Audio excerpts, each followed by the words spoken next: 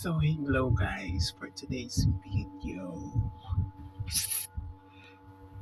Oh my gosh, actually masakit kasi yung ulo ko eh. Side effect to ng family planning. Oh my gosh. And now, at my little one, gising pa mga te. Diyos ko Lord, nung oras na. Nak, tulog na tayo. Gabi-gabi na lang kami ganito, mga te. Mga mima, Diyos ko Lord, ang sakit ng ulo ko. Sakit ng ulo ko, family planning pa mo. Ano na, Day? Matulog na tayo. Gabi na. Tulog na tayo, dali na. Hindi. O, di ba?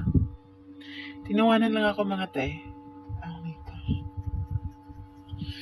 Nakakaloka. Ganito din ba mga anak nyo? Ayan o. Ang laki pa ng mga ang laki pa ng mata pa eh. Sa tingin nyo, matutulog pa ba yan? Yung itsura na yan? Baka mamaya, alauna pa tumatulog eh. Diyos ko Lord. Diyos ko Lord, hindi ka na alam. Gabi-gabi kami ganito. Minsan natutulog na kami, alauna na. Kati ng ulo ko, Diyos ko Lord. Ay, naloloka ako. Ang sakit po ng ulo ko. Ang sakit ng ulo ko talaga sa family planning. Hirap. Ang hirap ang pala family planning mga Zay.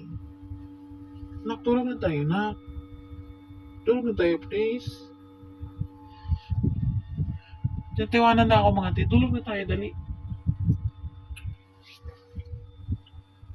Tulog na tayo. Uy, tulog na tayo, dali na. Dali na. Tulog na. Diba?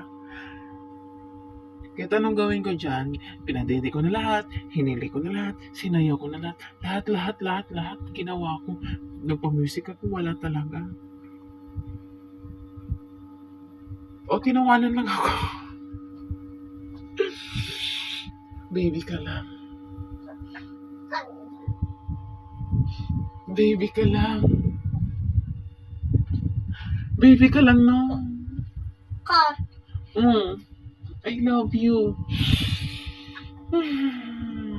Diyos ko, hindi ko naman siya pwede tulugan, mga te.